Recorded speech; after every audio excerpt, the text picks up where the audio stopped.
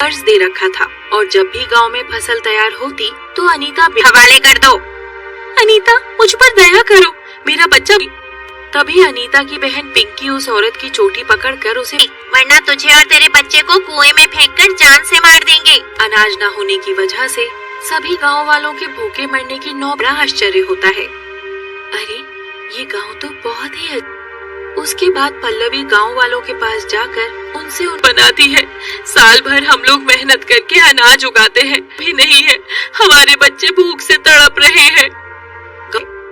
जल्दी से मुझे कुएं का पानी ला कर दो।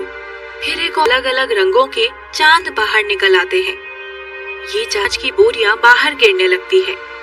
उसके बाद पीले रंग के, ये जादुई डंडा है, ये हमेशा तुम सबकी रक्षा करेगा। तुम सब सारा सामान लेकर अपने अपने घर चले जाओ। आज के बाद वापस मटके के अंदर समा जाते हैं। फिर पल्लवी अपने जिंदगी जीने लगते हैं। ये सब देख अनीता और उसकी बहनों को, हाँ तू ठीक कहती है, मुझे भी ऐसा ही लगता है। उसके बाद अनीता अपनी बहनों के साथ गांव वालों को धमकाना शुरू कर देती।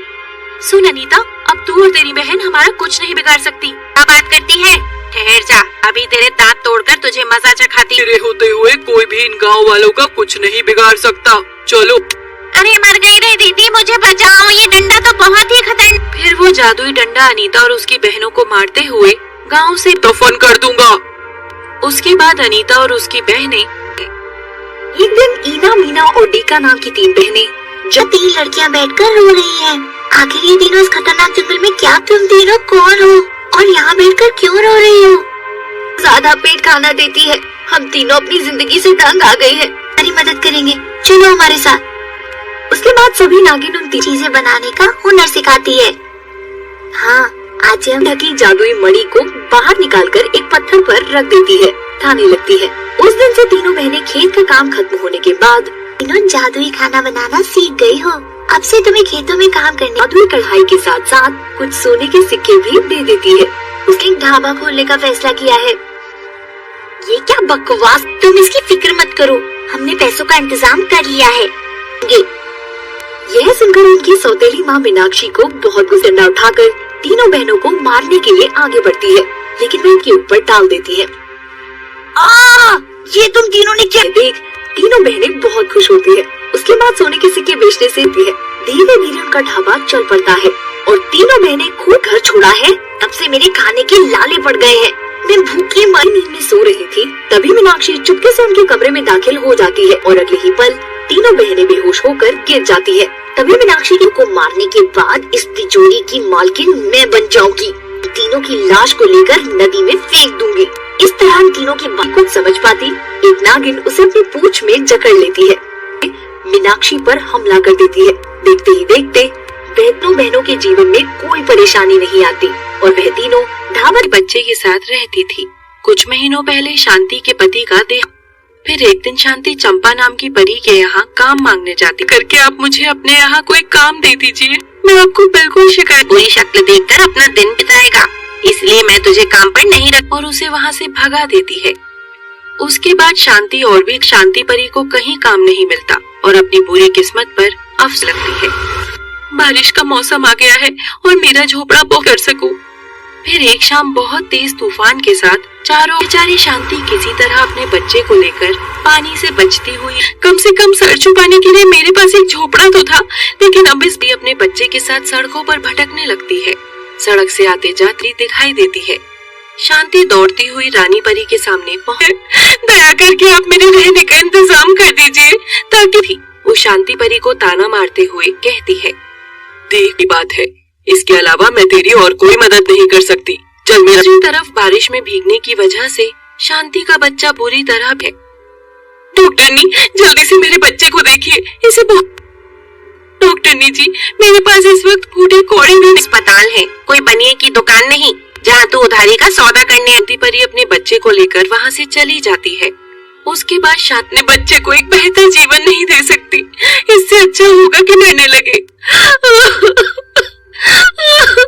घर में रहने वाली विमला नाम की औरत शांति परी को रोक लेती है, लेकिन अब मेरे रहते तुम्हें दुख उठाने की जरूरत नहीं पड़ेगी। पर शांति बहुत खुश होती है और मन ही मन उसे बहुत दुआएं। दिनों में शांति का बच्चा पूरी तरह स्वस्थ हो जाता है। अपने बच्चे के साथ हंसी खुशी विमला के घर पर रहने लगती है। कर्ज दे रखा था और जब भी गांव में फसल तैयार होती तो अनीता हवाले कर दो। अनीता मुझ पर दया करो, मेरा बच्चा। तभी अनीता की बहन पिंकी उस औरत की चोटी पकड़कर उसे, वरना तुझे और तेरे बच्चे को कुएं में फेंककर जान से मार देंगे। अनाज न होने की वजह से सभी गांव वालों के भूखे मरने की बड़ा आश्चर्य होता है। अरे ये गांव तो बहुत ही उसके बाद पल्लवी गांव वालों के पास जाकर उनसे बनाती है। साल भर हम लोग मेहनत करके अनाज उगाते हैं, भी नहीं है, हमारे बच्चे भूख से तड़प रहे हैं। जल्दी से मुझे कुएं का पानी ला कर दो। फिर एक अलग अलग रंगों के चांद बाहर निकल आते हैं। ये चांद की बोरियां बाहर गिरने लगती है। उसके बाद पीले रंग के, ये जादुई डंडा है, ये हमेशा तुम सबकी रक्षा करेगा। तुम सब सारा सामान लेकर अपने अपने घर चले जाओ। आज के बाद वापस मटके के अंदर समा जाते हैं। फिर पल्लवी अपने जिंदगी जीने लगते हैं। ये सब देख अनीता और उसकी बहनों को, हाँ तू ठीक कहती है, मुझे भी ऐसा ही लगता है। उसके बाद अनीता अपनी बहनों के साथ गांव वालों को धमकाना शुरू कर देती। सुन अनीता, अब तू और तेरी बहन हमारा कुछ नहीं बिगाड़ सकती। क्या बात करती है? ठहर जा, अभी तेरे दांत तोड़कर तुझे मजा चखाती। मेरे होते हुए कोई भी इन गाँव वालों का कुछ नहीं बिगाड़ सकता। चलो। अरे मर गई रे दीदी, मुझे बचाओ, ये डंडा तो बहुत ही खतरनाक। फिर वो जादुई डंडा अनीता और उसकी बहनों को मारते हुए गाँव से दफन कर दूंगा। उसके बाद अनीता और उसकी बहनें, एक दिन ईना, मीना और डीका नाम की 3 बहनें जो 3 लड़कियां बैठकर रो रही हैं। आखिर ये तीनों इस खतरनाक जंगल में क्या, तुम तीनों कौन हो और यहाँ बैठकर क्यों रो रही हो? ज्यादा पेट खाना देती है, हम तीनों अपनी जिंदगी से तंग आ गई है। हमारी मदद करेंगे, चलो हमारे साथ। उसके बाद सभी नागिन उन चीजें बनाने का हुनर सिखाती है। हाँ, आज हम ढकी जादुई मणि को बाहर निकालकर एक पत्थर पर रख देती है, खाने लगती है। उस दिन से तीनों बहनें खेत का काम खत्म होने के बाद तीनों जादुई खाना बनाना सीख गई हो। अब से तुम्हें खेतों में काम करने, जादुई कढ़ाई के साथ साथ कुछ सोने के सिक्के भी दे देती है। उसने एक ढाबा खोलने का फैसला किया है। ये क्या बकवास, तुम इसकी फिक्र मत करो, हमने पैसों का इंतजाम कर लिया है। यह सुनकर उनकी सौतेली माँ मीनाक्षी को बहुत गुस्सा उठाकर तीनों बहनों को मारने के लिए आगे बढ़ती है, लेकिन वह इनके ऊपर डाल देती है। ये तुम तीनों ने क्या? देख तीनों बहनें बहुत खुश होती है। उसके बाद सोने के सिक्के बेचने से धीरे धीरे उनका ढाबा चल पड़ता है और तीनों बहनें खूब घर छोड़ा है। तब से मेरे खाने के लाले पड़ गए हैं। मैं भूखी मरी नींद में सो रही थी, तभी मीनाक्षी चुपके से उनके कमरे में दाखिल हो जाती है और अगले ही पल तीनों बहनें बेहोश होकर गिर जाती है। तभी मीनाक्षी को मारने के बाद इस तिजोरी की मालकिन मैं बन जाऊंगी। तीनों की लाश को लेकर नदी में फेंक दूंगी। इस तरह तीनों की बात कुछ समझ पाती एक नागिन उसे अपनी पूंछ में जकड़ लेती है, मीनाक्षी पर हमला कर देती है। देखते ही देखते बहनों के जीवन में कोई परेशानी नहीं आती और वह तीनों ढाबा बच्चे के साथ रहती थी। कुछ महीनों पहले शांति के पति का देह। फिर एक दिन शांति चंपा नाम की परी के यहाँ काम मांगने जाती। करके आप मुझे अपने यहाँ कोई काम दे दीजिए, मैं आपको बिल्कुल शिकायत। बुरी शक्ल देखकर अपना दिन बिताएगा, इसलिए मैं तुझे काम पर नहीं रख। और उसे वहाँ से भगा देती है। उसके बाद शांति और भी शांति परी को कहीं काम नहीं मिलता और अपनी बुरी किस्मत पर अफसोस लगती है। बारिश का मौसम आ गया है और मेरा झोपड़ा बो कर सकूं। फिर एक शाम बहुत तेज तूफान के साथ चारों बेचारी शांति किसी तरह अपने बच्चे को लेकर पानी से बचती हुई, कम से कम सर छुपाने के लिए मेरे पास एक झोपड़ा तो था, लेकिन अब इस भी अपने बच्चे के साथ सड़कों पर भटकने लगती है। सड़क से आते जाती दिखाई देती है। शांति दौड़ती हुई रानी परी के सामने पहुंचे।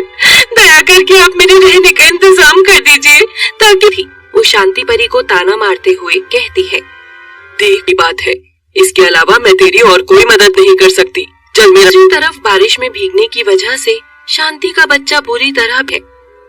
डॉक्टरनी जल्दी से मेरे बच्चे को देखिए, इसे बहुत। डॉक्टरनी जी मेरे पास इस वक्त बूढ़े कौड़े में अस्पताल है, कोई बनिए की दुकान नहीं जहाँ तू उधारी का सौदा करने। शांति परी अपने बच्चे को लेकर वहाँ से चली जाती है। उसके बाद शांति बच्चे को एक बेहतर जीवन नहीं दे सकती, इससे अच्छा होगा कि मरने लगे। घर में रहने वाली विमला नाम की औरत शांति परी को रोक लेती है, लेकिन अब मेरे रहते तुम्हें दुख उठाने की जरूरत नहीं पड़ेगी। पर शांति बहुत खुश होती है और मन ही मन उसे बहुत दुआएं दिनों में शांति का बच्चा पूरी तरह स्वस्थ हो जाता है। अपने बच्चे के साथ हंसी खुशी विमला के घर पर रहने लगती है।